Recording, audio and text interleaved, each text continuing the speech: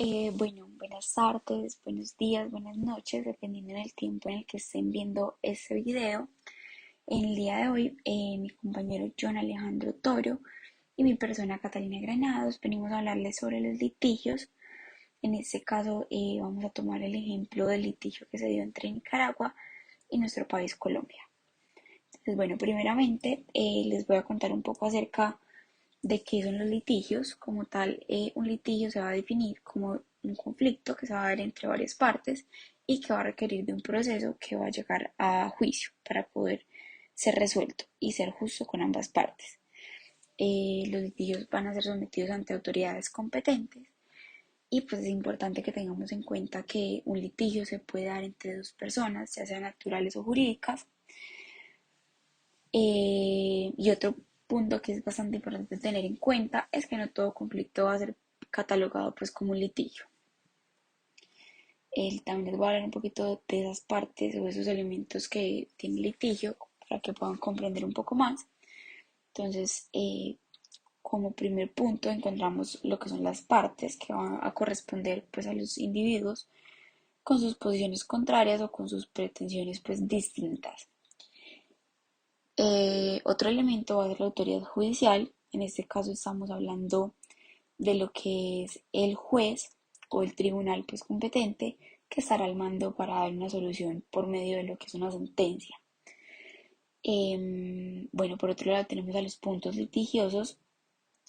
En este caso esos puntos son los que abarcan esas características específicas donde las partes están en desacuerdo. Otro elemento son las pretensiones contradictorias. Bien sabemos que lo que destaca la naturaleza del litigio va a ser el hecho de que entre ambas partes se quiere algo que sea distinto o contrario. Y por último, pues tenemos un proceso judicial que pues sabemos que cada litigio deberá llevar un debido proceso según las consideraciones que se tengan en cuenta para cada litigio. Ahora como tal, pues los temas que vamos a tratar en esta sesión los vamos a dividir en quiénes son los actores, los organismos que se encargan pues como de los litigios, qué funciones tienen, para qué sirven. También tocarles un poco acerca del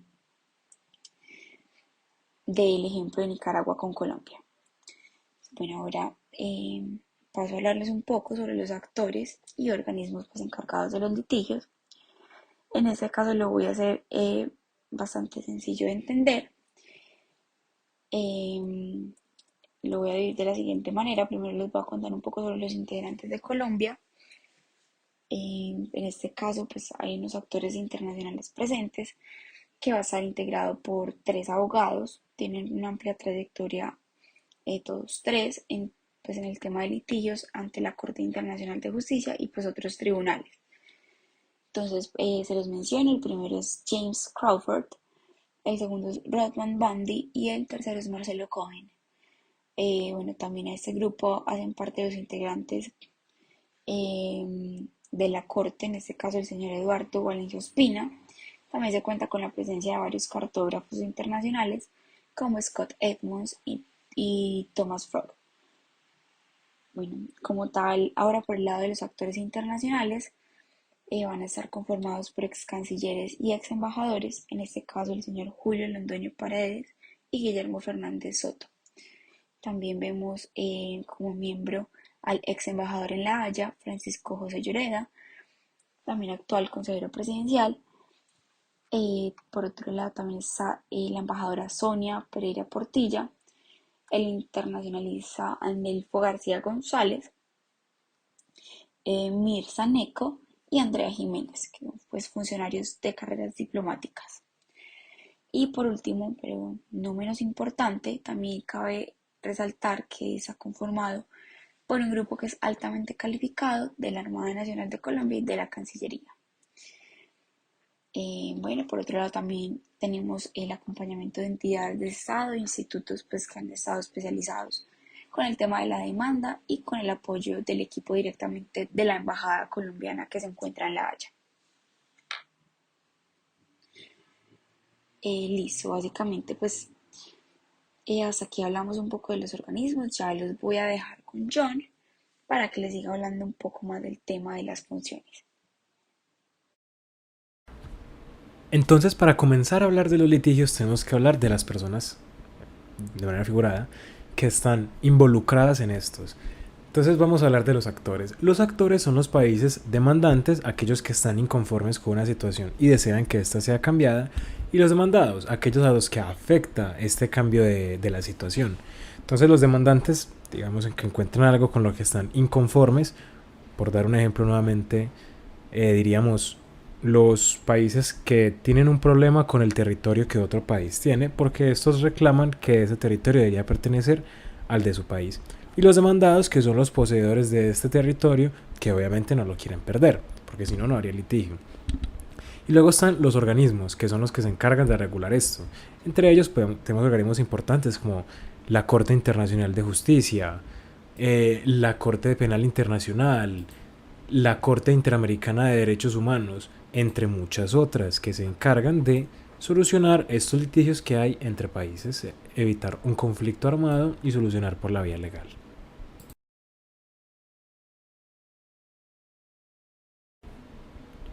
Ahora vamos a hablar de las funciones que cumplen los litigios. Un litigio tiene como función solucionar, como un mediador, así como lo es la Corte Internacional de Justicia o la Corte Penal Internacional, el conflicto de intereses entre dos o más partes. ¿Con qué finalidad se hace eso? Para evitar un escalado violento entre las partes involucradas, es decir, una forma cordial de solucionar los conflictos que tengan los países. Y pues se le da una solución legal que deje a los países con una solución objetiva de cierta manera. Vamos a dar comienzo al ejemplo del litigio entre Colombia y Nicaragua, una disputa internacional por ciertas islas. Entonces, lo que ocurre es que Nicaragua reclama la concesión de unos respectivos territorios. Islas, islotes y ciertos cayos son los que no poseen ningún título jurídico o histórico, puesto que desde que Colombia está independizada, ese territorio ha formado parte de ellos y siempre ha sido jurisdicción del país colombiano. Y lo que pretende Nicaragua es que como estos territorios se encuentran dentro de lo que sería su delimitación marítima, desean que estos también formen parte de su territorio. Lo que ocurre es que Colombia, basándose en el artículo 6 del Pacto de Bogotá, se excluye de la competencia de la Corte todo asunto que ya haya sido resuelto en tratados vigentes, como el que ocurrió en el 30 de abril de 1948. Y con el tema de la delimitación marítima, Colombia, además de recalcar que ya este asunto ha sido resuelto, dice que las violaciones que puedan ocurrir con respecto a la delimitación territorial que Nicaragua exige violarían el derecho que poseen los pescadores tribales de estas islas para abastecerse a sí mismos y a todos los miembros de su comunidad. Entonces, aunque la posición de Colombia tiene fuertes respaldos y está sustentada en la historia y en el derecho, y fundamentalmente en una norma llamada Pacta sunt servanda, que dice que los pactos son para cumplirse, pues para evitar un conflicto armado que escale de parte de Nicaragua y pues que Colombia evidentemente tendría que responder, se recurre a una corte para darle paso al litigio.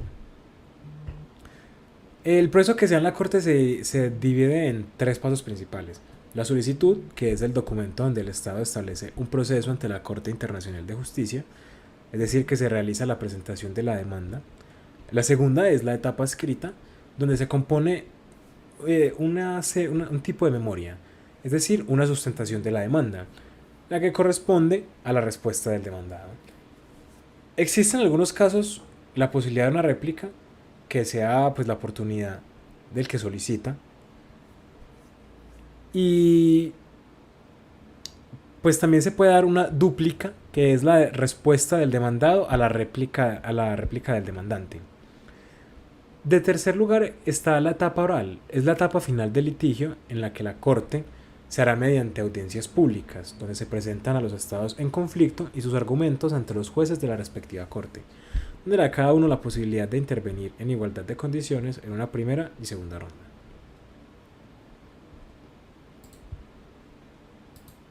Para concluir este litigio, que a propósito hay uno nuevo, la Corte falló apoyando la posición de Colombia, confirmando que el tratado del año de 1928 era válido y vigente.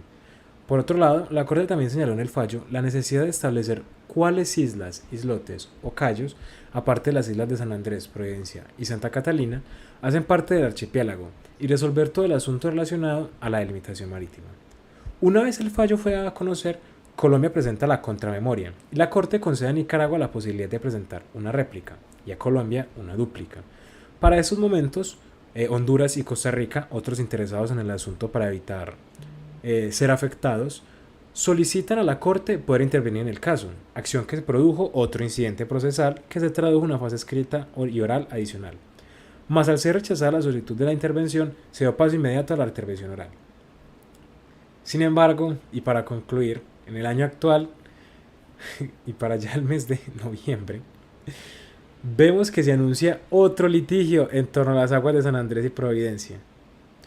Más acusaciones de transgredir un fallo en la Corte Internacional y del tema de la limitación marítima, por lo previamente mencionado de que se está violentando el derecho de los pescadores nativos de, pues precisamente pescar, por la intervención que está teniendo Nicaragua.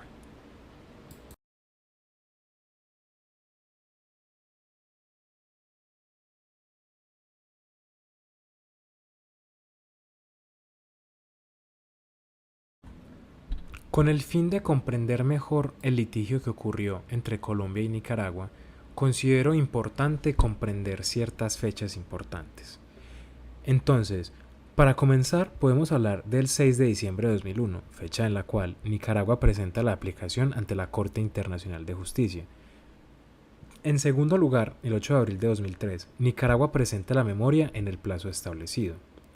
Más tarde, el 21 de julio de 2003, Colombia presenta excepciones preliminares a la Corte Internacional de Justicia. Luego, el 11 de noviembre de 2008, Colombia entrega a la Corte su contramemoria. Posteriormente, el 18 de septiembre de 2009, Nicaragua entregó su documento de réplica.